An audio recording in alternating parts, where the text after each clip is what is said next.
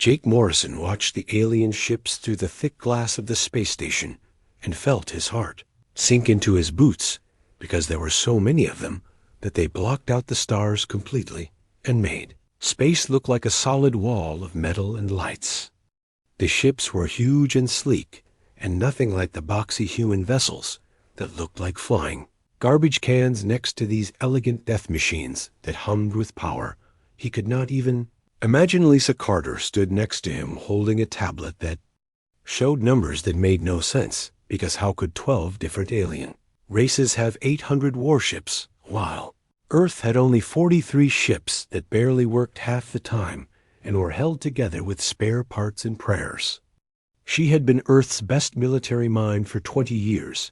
but nothing in her training had prepared her for this moment when aliens who looked like walking nightmares gave humanity 3 days to pack up and leave their home planet forever. The message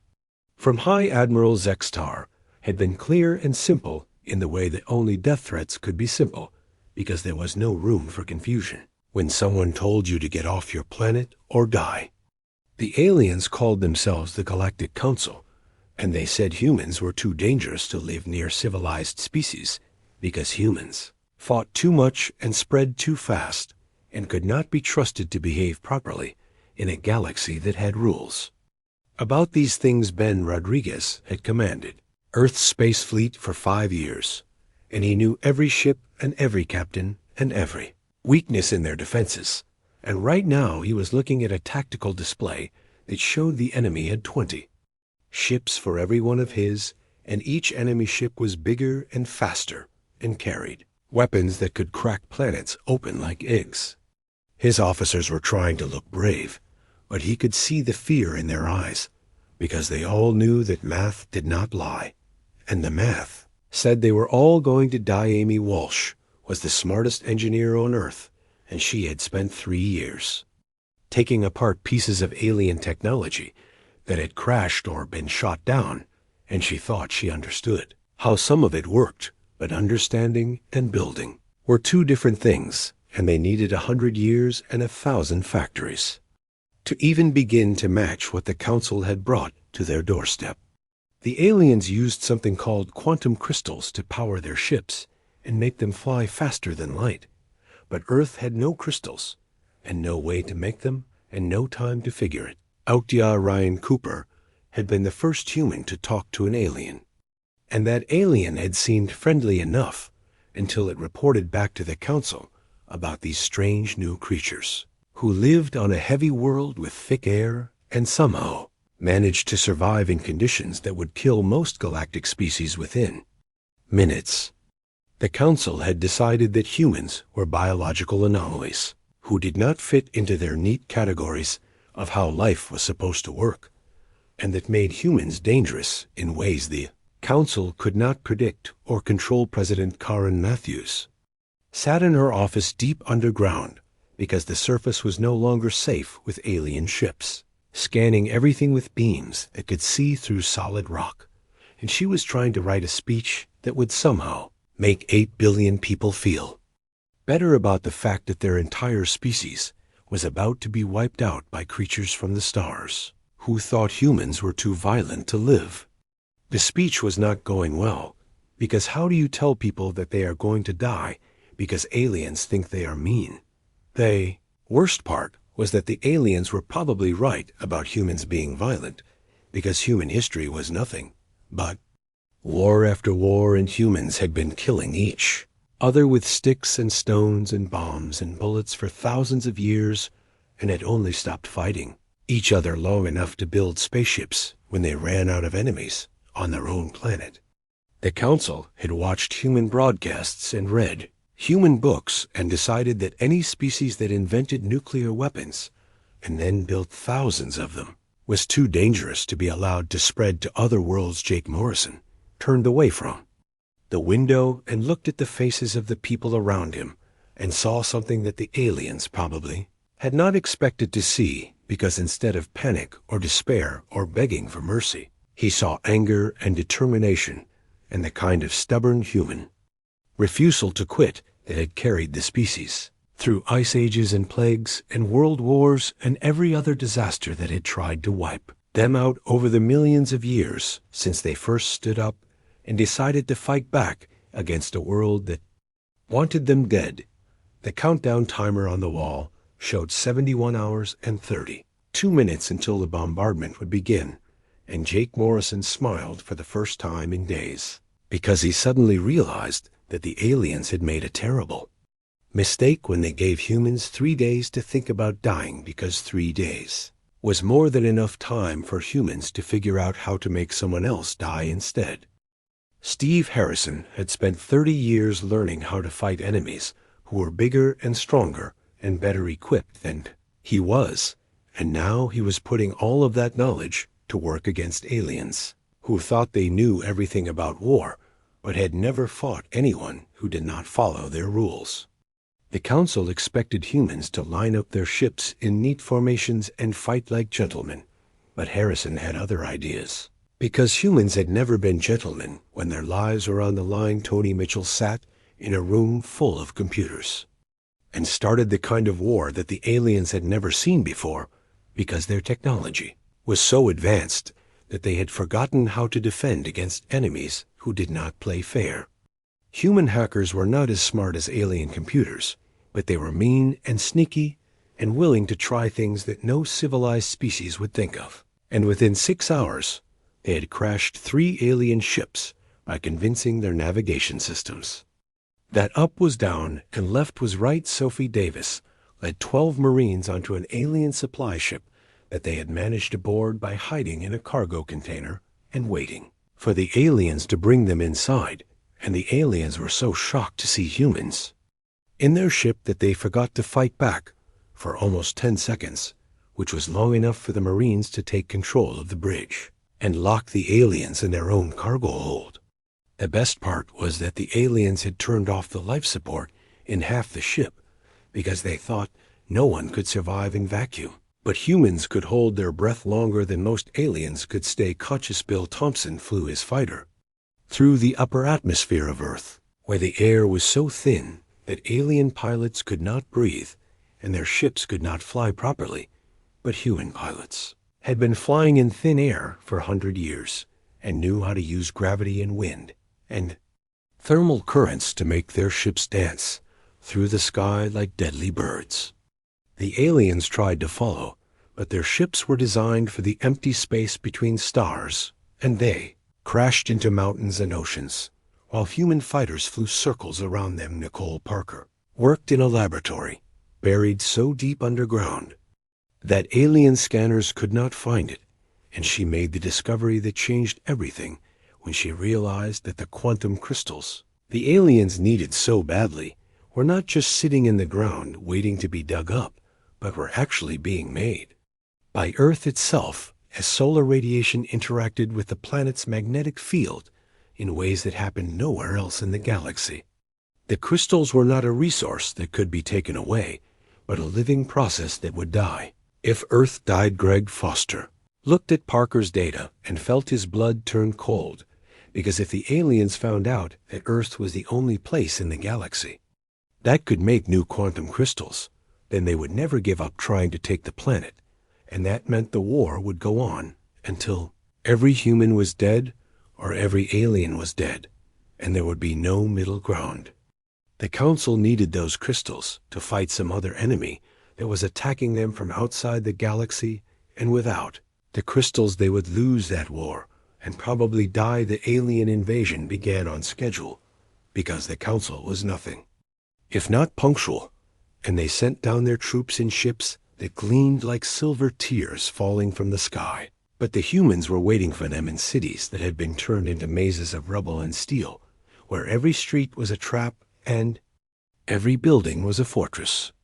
The aliens had superior weapons and armor, but they had never fought in ruins before, and they kept getting lost and separated and picked off, one by humans who knew every hiding place and every shortcut. Pete Johnson crouched in the wreckage of what had been a shopping mall and watched alien soldiers march past in perfect formation, like they were on parade instead of in combat, and he waited until they were right. where he wanted them before he set off the explosives that brought down 3 floors of concrete and steel on their heads. The aliens who survived were so confused by the chaos that they started shooting at shadows, while Johnson and his squad slipped away through drainage tunnels that the aliens did not even know existed. Maria Gonzalez commanded the defense of the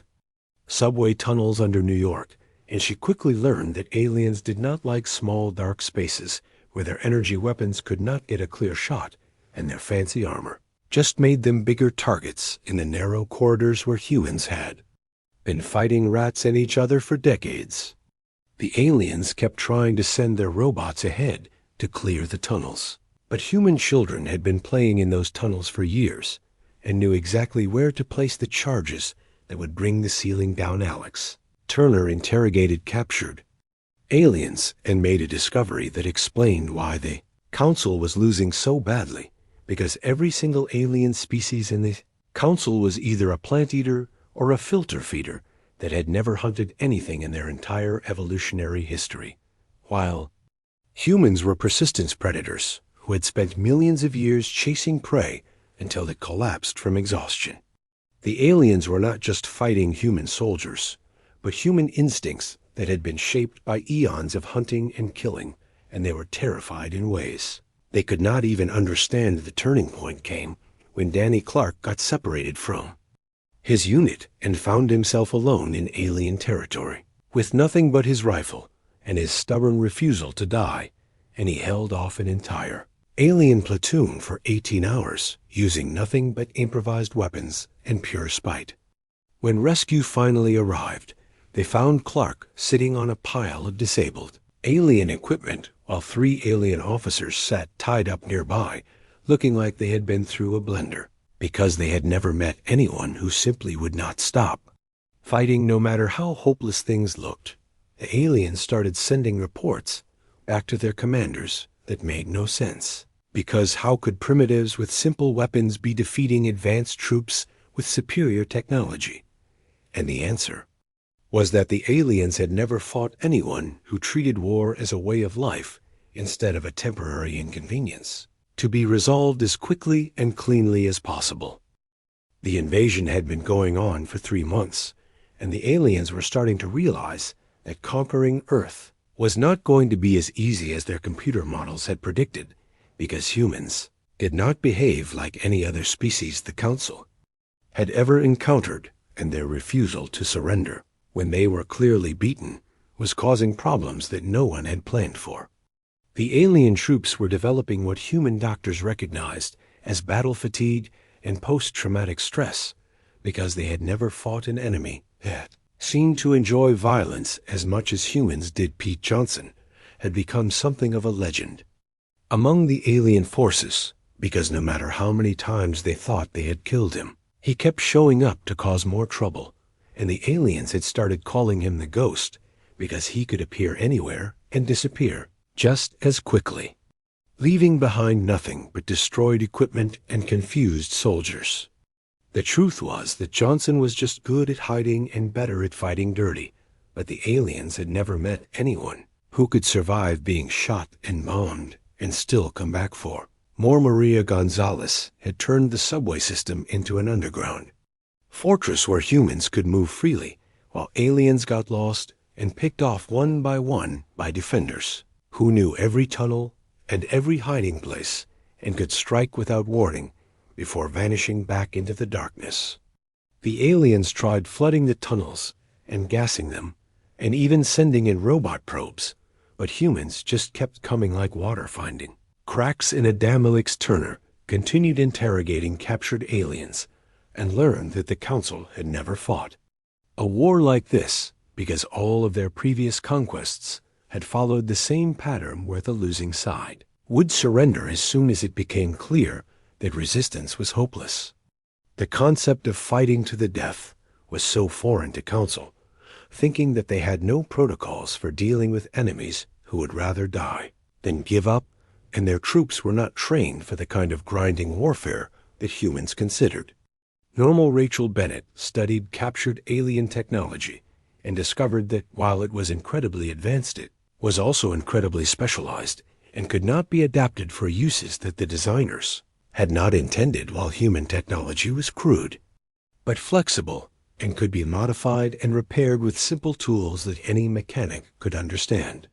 The aliens had weapons that could vaporize a tank, but if those weapons broke down, they were useless metal, while humans had weapons that could be fixed with spare parts from a junkyard.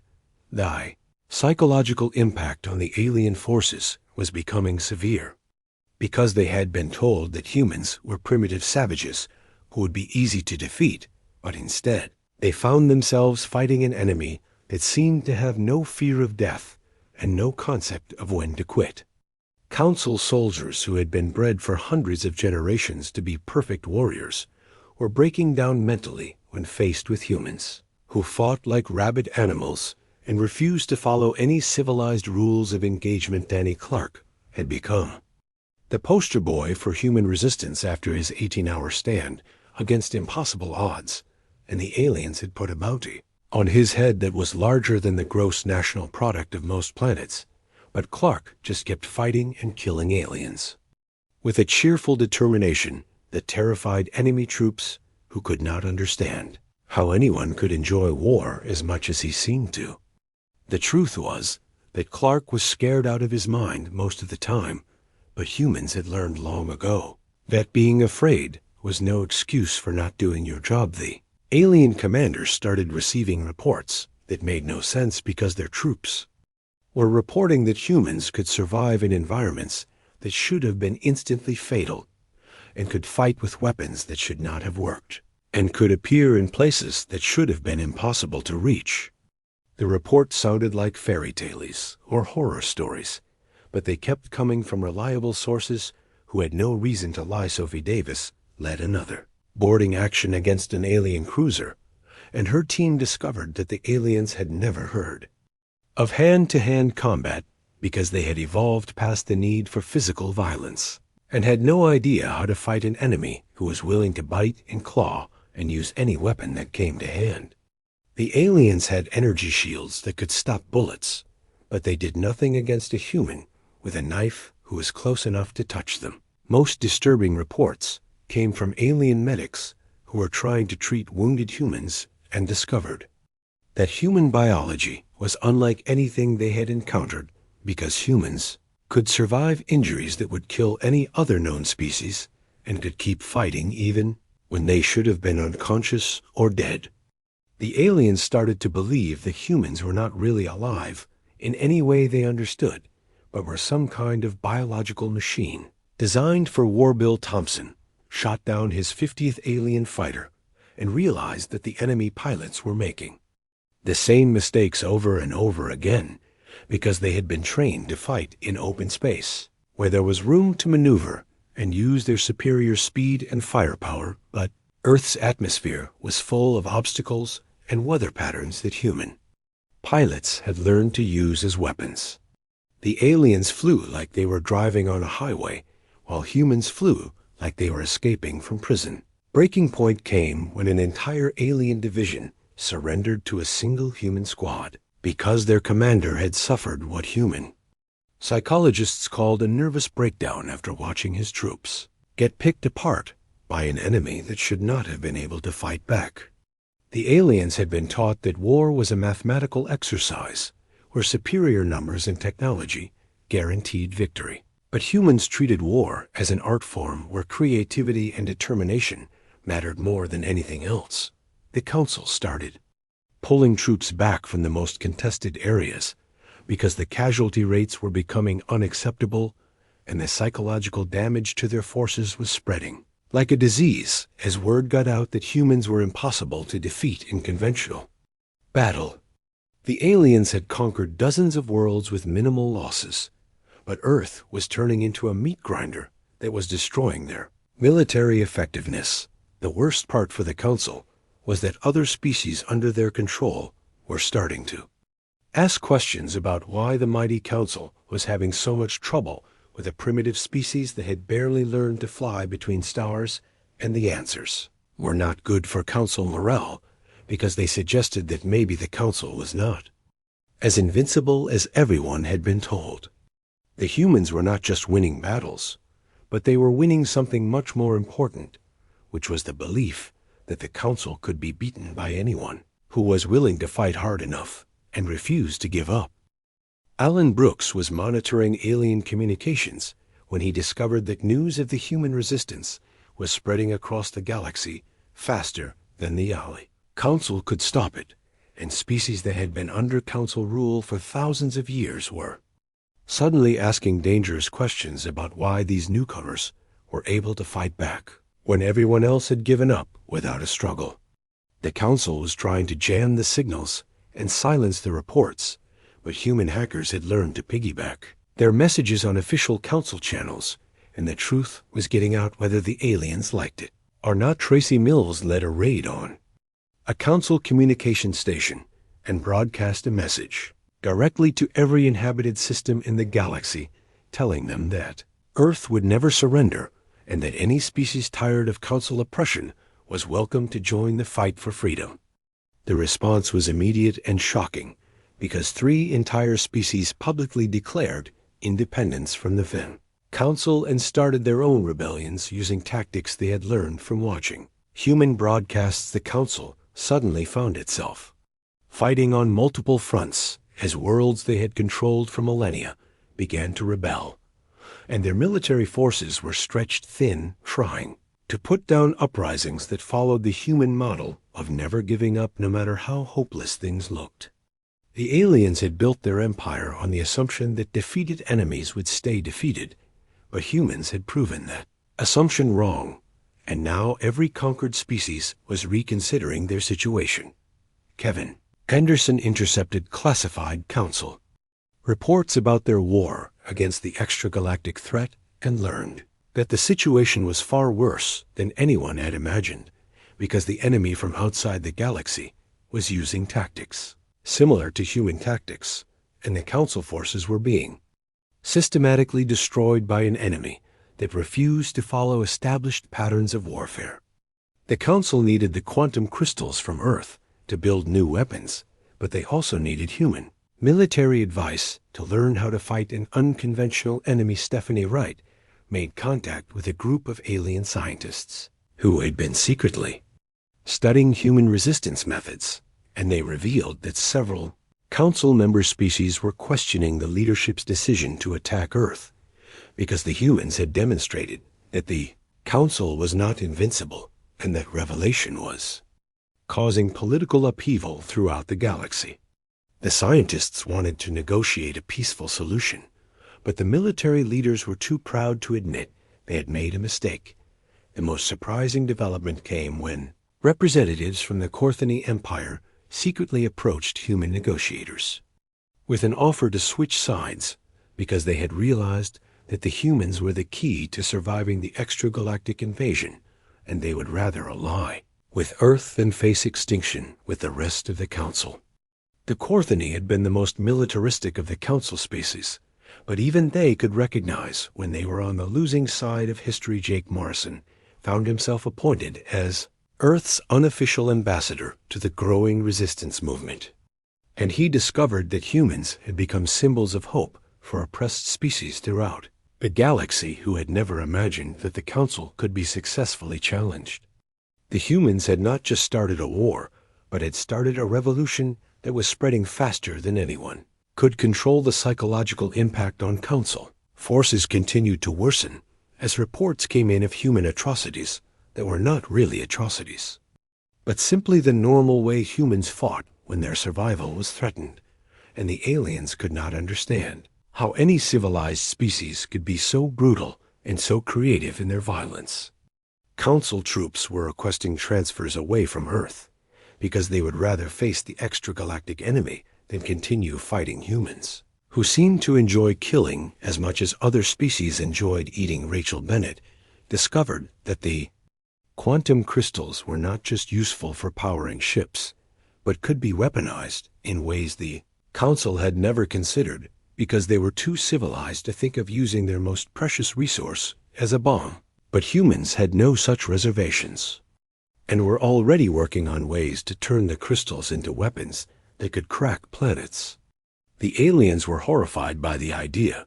but they were also impressed by human ingenuity in finding new ways to kill things. The Council tried to negotiate a ceasefire, but the human response was simple and direct because they would only accept complete withdrawal from Earth and recognition of human independence, and the Council could not agree to those terms without losing face with every other species in the galaxy. The humans had backed the Council into a corner where they had to either win completely or lose everything, and there was no middle ground. Dr. Ryan Cooper analyzed intercepted alien communications and realized that the Council was facing a crisis of legitimacy, because their entire authority was based on the idea that resistance was futile and compliance was the only rational choice. But humans had proven that resistance was not only possible but could be successful if you were willing to pay the price. The Council's political structure was crumbling as member species began to demand more autonomy, and some even threatened to leave the alliance entirely. The situation became even more complicated when the Orcs, extragalactic enemy, sent a message directly to Earth offering an alliance against the Council because they recognized humans as kindred spirits who understood that sometimes the only way to win was to refuse to lose no matter what the cost. The offer put humans in the impossible position of choosing between their principles and their survival, because allying with the extragalactic invaders would save Earth, but doom the rest of the galaxy. Ben Rodriguez realized that humanity had achieved something unprecedented in galactic history by forcing a superpower to fight on human terms, instead of the other way around. And every day the war continued, more species learned that the Council could be beaten if you were willing to fight dirty and never give up. The humans had not just defended their planet, but had fundamentally changed the balance of power in the galaxy by proving that technology and numbers were not enough to guarantee victory against an enemy that simply refused to accept defeat. Council faced an impossible choice between admitting defeat and losing their empire, or continuing a war that was destroying their military and their credibility while inspiring rebellions throughout their territory. And the humans waited patiently for them to make their decision, because humans had learned long ago that sometimes the best strategy was to let your enemies defeat themselves. 6 months into the war, Earth looked like a graveyard of broken cities and burned forests where half the human population lay dead under rubble and ash. But the survivors were still fighting with a determination that amazed and terrified their alien enemies, who could not understand how any species could keep going after losing so much. The Council had expected the humans to break after the first few weeks of bombardment, but instead they had become more dangerous as they learned to fight with nothing but hatred and the will to make their enemies pay for every inch of ground. Ben Rodriguez now commanded a fleet that included ships from 3 allied species who had joined the human cause after seeing that the Council could be beaten, and his mixed crews were learning to fight like humans, which meant they were learning to cheat and lie and use every dirty trick in the book to win battles they should have lost. The alien crews were shocked by human tactics at first, but they adapted quickly, because survival was a universal language that every species understood. Amy Walsh had managed to reverse engineer enough alien technology to give human ships a fighting chance in space, and the hybrid human-alien vessels that resulted were nightmares of improvised weapons and jury-rigged systems that looked like they had been built in a junkyard, but fought like demons. The aliens' targeting computers could not lock onto ships that flew like their pilots were insane, because human pilots had learned to use their own ships as weapons when everything else failed. Jake Morrison prepared for what intelligence reports suggested would be the Council's final assault, because High Admiral Zextar had been replaced by War Commander Veldon, who believed that the only way to deal with humans was to kill them all and let the galaxy sort out the consequences later. Veldon had brought the largest fleet in Council history to finish what they had started, and he had authorization to use weapons that had been banned for centuries because they were too cruel for civilized warfare. Final battle began when Veldon's Armada dropped out of hyperspace, expecting to find the broken remnants of human resistance, but instead, they faced a coordinated assault from multiple species, led by humans who had spent months learning to fight in space the same way they fought. On the ground with desperate creativity and absolute refusal to admit defeat. The Council ships were bigger and faster and better armed, but they were designed to fight other civilized species who followed the rules of engagement Nicole. Parker had built 12 weapons using weaponized quantum crystals that could either save Earth or destroy it, because each device contained enough energy to crack a moon, but the targeting systems were so crude that they might hit anything including Earth itself. The weapons were a desperate gamble that could end the war in minutes or kill everyone on the planet. But humans had always been willing to bet everything on a single roll of the dice. When their backs were against the wall, the space battle raged. For hours as human ships darted through the alien formations like wolves attacking a herd of sheep, and the Council forces found themselves fighting an enemy that seemed to be everywhere. At once because human tactics made no sense to aliens who expected orderly formations and predictable maneuvers. The humans used their own ships as missiles when they ran out of ammunition and rammed alien vessels with a cheerful disregard for their own safety that horrified the Council commander Sophie Davis, led a boarding party onto Veldon's flagship, using a plan so insane that the aliens never saw it coming because no rational species would try to board an enemy command ship in the middle of a space battle. But humans had never been accused of being rational when there was fighting to be done. Her team fought their way through the ship using weapons they had improvised from spare parts and kitchen utensils, because humans could turn anything into a weapon if they were motivated enough. The turning point came when Danny Clark managed to reach one of the quantum crystal weapons and fired it directly into the center of the alien fleet, where it detonated with the force of a small star and vaporized 50 Council ships in an instant, while the surviving aliens stared in shock at humans who were willing to use weapons that could destroy planets. The other crystal weapons fired in sequence, and each blast took out dozens of alien vessels until the Council fleet was scattered and broken. Maria Gonzalez coordinated the ground assault that followed the space battle as human troops poured out of hidden bunkers and subway tunnels to attack the remaining alien forces, who were too stunned by their losses to put up effective resistance. The aliens had never seen anything like the fury of humans who had watched their planet burn and their families die, and were now taking their revenge on everyone who had made the mistake of thinking that Earth would be easy to conquer the intercepted. Alien communications revealed the true scope of the Council's desperation, because they were losing the war against the extragalactic enemy and desperately needed human help to survive, but they were too proud to ask for assistance from a species they had tried to exterminate.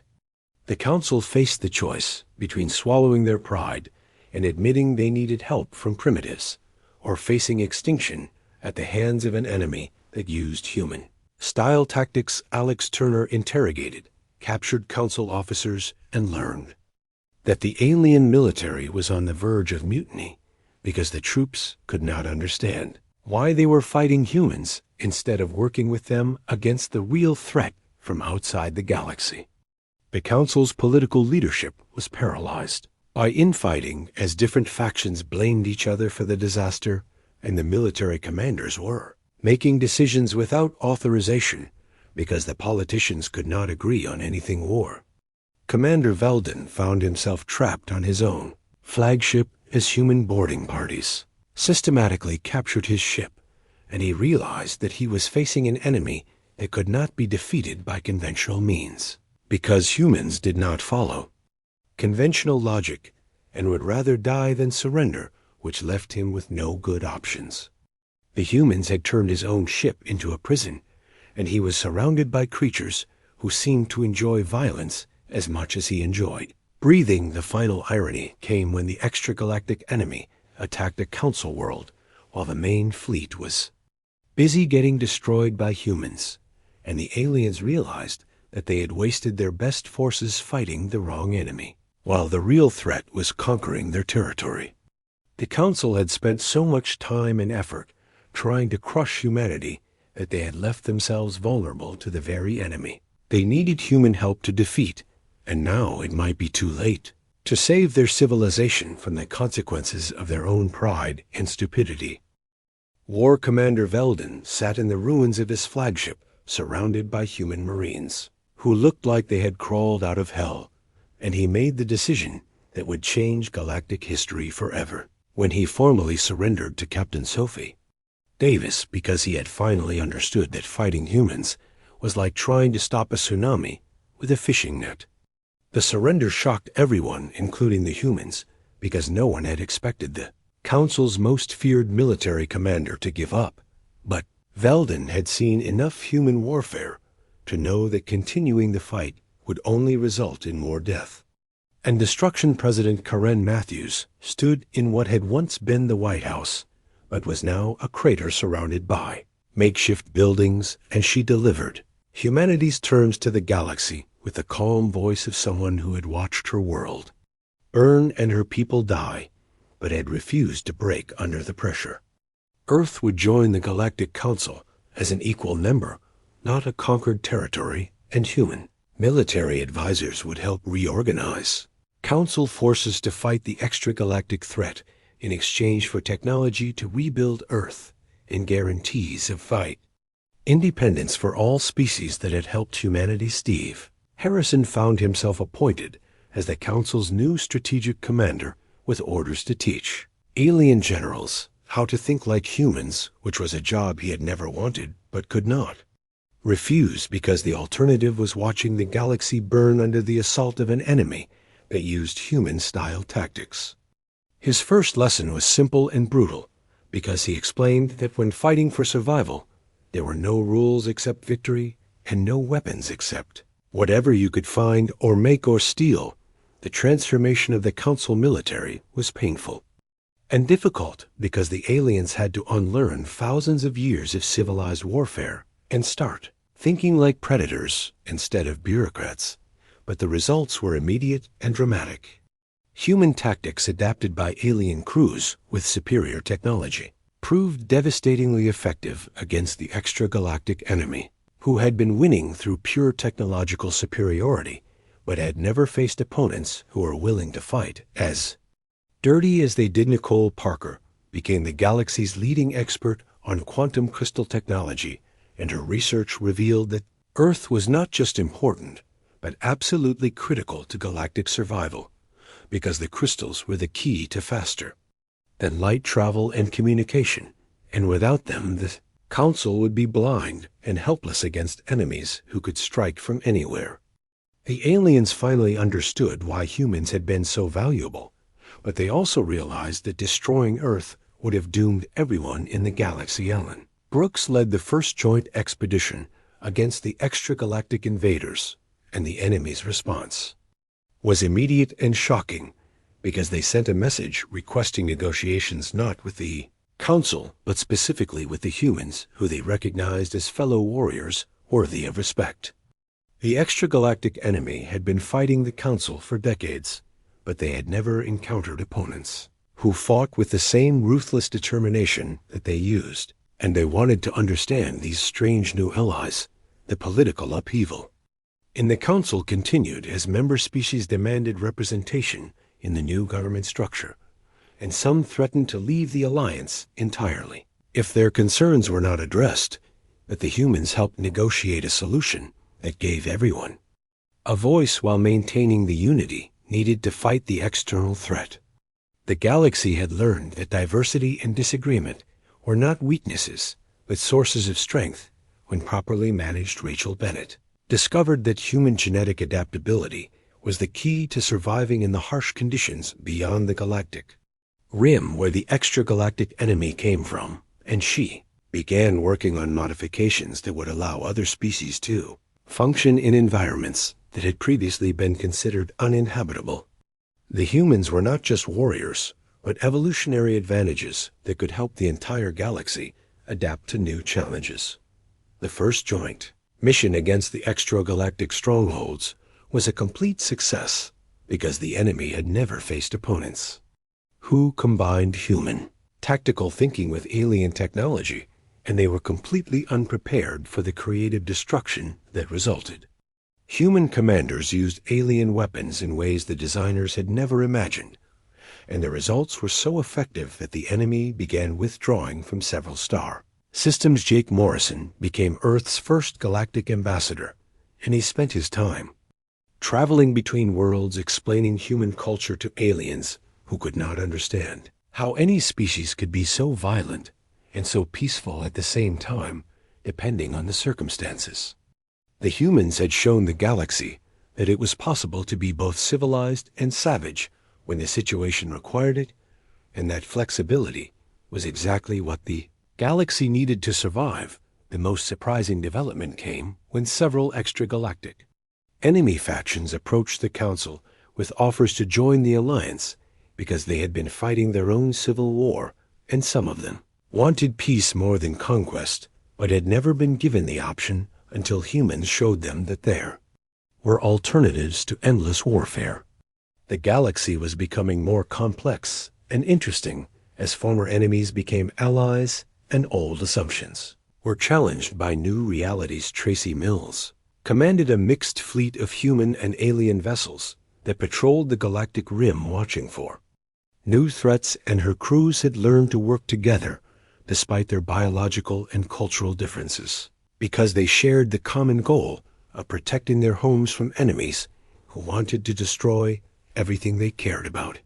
The humans had taught the galaxy that cooperation was more powerful than domination when everyone worked toward the same objectives. The reconstruction of Earth became a galactic project as species that had once been enemies sent resources and expertise to help rebuild the planet that had saved them all from conquest and extinction. And the humans welcomed the assistance while making sure that Earth remained under human control because they had learned not to trust anyone completely, no matter how friendly they seemed. The galaxy was changing, but humans remained suspicious and prepared for the next threat. Ben Rodriguez looked out at the stars from his new flagship and saw a galaxy that was stronger and more united than it had ever been because humans had forced everyone to work together or face destruction from enemies who did not care about politics or diplomacy or anything except victory. The humans had not just won a war, but had revolutionized the concept of what victory could mean, and the galaxy would never be the same. Final irony was that no one had expected the humans to win, especially not the humans themselves, but they had done something far more important than winning because they had shown an entire galaxy that impossible was just another word for difficult, and that any problem could be solved if you were willing to pay the price and refuse to give up. No matter how hopeless things looked, and that lesson would echo through the stars for thousands of years to come.